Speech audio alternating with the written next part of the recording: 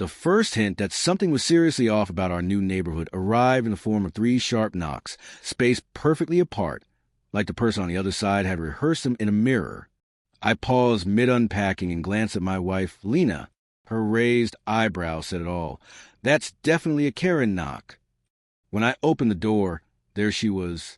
Pristine tennis skirt, clipboard held like a weapon, and a tight smile that didn't reach her eyes. "Hello," she chirped. "I'm Marlene, head of the HOA."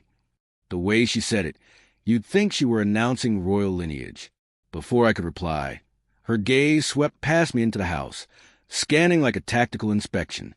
Then, in that condescending tone people use just before delivering judgment, "Your moving truck is parked incorrectly." I looked at it. It was perfectly normal, sitting on the curb. "Oh," I said. "Didn't realize there was a correct formation for that." Lena stifled a laugh behind me. Marlene's smile flattened. "We have rules and expectations. This community thrives on order." She handed us a laminated pamphlet. Front cover, HOA compliance, protecting property value since 1997. Lena whispered. She laminates her threats. I noticed, for the first time, Marlene's eye twitch. But the real escalation came the next morning. I stepped outside to grab a box from the truck and found Marlene standing in our yard. Arms crossed, toe tapping like she was keeping time to an angry internal soundtrack. "Your grass is half an inch above regulation height," she announced. "We moved in yesterday," I said. Lena emerged behind me, stretching, hair tied messily. Marlene wrinkled her nose at her, as if existing before 9 and violated some hidden rule. Then she leaned in a little too close and hissed, "People who don't respect the rules never last here." Lena stepped forward instinctively, protective. The two of them stared each other down. Lena calm and unbothered, Marlene trembling with borrowed authority. Then she whispered something that chilled me more than any threat. "I know exactly who your wife used to be." Lena froze. I froze. Marlene just smiled, slow, venomous, and unsettling. The week after a cryptic warning felt like living under a microscope held by someone jittery on too much caffeine. Every morning brought a new violation taped to our door. Trash cans too far left, porch light too bright, mailbox paint insufficiently compliant with the neighborhood aesthetic. Lena handled it better than I did. She'd smirk, peel the paper off, and toss it into the ever-growing stack inside our junk drawer. "Let her spiral," she'd said. "She'll get bored." But Marlene didn't get bored. She escalated. One Saturday afternoon, Lena and I were lugging a small planter from the garage to the backyard, a task that took literally 30 seconds, when Marlene's shrill bark tore across the cul-de-sac. "Stop. Put that down." The entire street seemed to freeze, like reality itself had hit pause. Marlene Power marched toward us, arms rigid, clipboard tucked under her arm, as if she were about to strike with it. Trailing her were her 2 favorite HOA board members, her disciples, Lena called them, nodding with bobblehead devotion. "You can't put that planter there," Marlene snapped. "It's a planter," I said. "It holds plants." "It disrupts uniformity," she screeched. "You're violating Section 12, outdoor ornamentation abuses." Lena blinked. "Outdoor ornamentation abuses? You're mocking the bylaws," Marlene accused, stepping closer.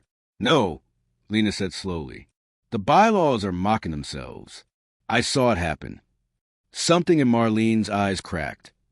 Maybe it was Lena's calm tone, her refusal to shrink, or just the audacity of her composure. Marlene lurched into Lena's space, hissing, "Women like you think rules don't apply. I know your type." Lena set the planter down gently. "Marlene, you need to back up." "Oh, do I?" And in one horrifying instant, Marlene's fingers curled around Lena's throat. It wasn't a dramatic lunge. It was quiet, deliberate, controlled. The street gasped. Someone screamed. My heart detonated. But Lena didn't flinch. She exhaled slowly, eyes locked on Marlene, with that calm, measured expression she only ever wore in one place, her military days, the ones she never talked about. Then Lena spoke, low and steady, every word making the hair on my arm stand on end. "Marlene, let go. You don't know what you're doing." Marlene squeezed harder, and then Lena moved. I didn't see it strike. I just felt it. A shift in the air, tension evaporating, then the sharp thud of someone hitting concrete. When my eyes caught up, Marlene lay sprawled on her back, gasping. Her clipboard had skittered halfway across the street. Lena hadn't thrown her, hadn't even touched her. She'd simply redirected the grab. Clean, fast, efficient.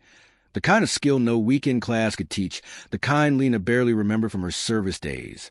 The crowd whispered, eyes wide, stunned. I felt my gut twist. Marlene scrambled, clutching her wrist. "She assaulted me," she shrieked, voice cracking like cheap glass. "You grabbed me," Lena said calmly, steady as ever. "You're lucky I stopped at a wrist lock." One of the bobblehead board members stammered, trembling. We saw her grab you." That betrayal hit Marlene harder than the fall. Rage, humiliation, something darker twisted her face. "You think anyone will believe you over me?" she spat, pointing at Lena as though she'd uncovered criminal. Then her eyes narrowed, cold and deadly. "I know your past. I know your record. I know exactly what you did overseas." My stomach dropped. Lena's jaw tightened, not in fear, but in sheer irritation. "You read my DD-214? Marlene smirked. "We screen all residents thoroughly." "No, you don't," I said. "That's illegal. You know it." Marlene didn't hear me. She lifted her chin, voice sharp as glass. "This community will not tolerate violent people. I'm filing incident reports with the HOA, the sheriff, and our legal team. You're finished here." Lena just studied her quietly, assessing. "You really have no idea what line you just crossed." Before I could ask what she meant, our elderly neighbor, Mr. Halverson, a retired Marine, calm as stone, stepped forward. He faced Marlene, shaking his head slowly. "Marlene," he said, deep and commanding, "you made a fatal mistake putting your hands on a combat veteran." Marlene scoffed. "She's unstable." "No," he interrupted. "You're drunk on power, and you just lit a fuse you cannot control." Marlene faltered, suddenly unsure. What fuse?" Halverson looked at Lena, then me. "You two need to hear something," he said quietly. "Something she's been hiding from this neighborhood for years." Lena stiffened. I swallowed hard. Marlene's face went pale. And then Halverson's words landed like a bomb.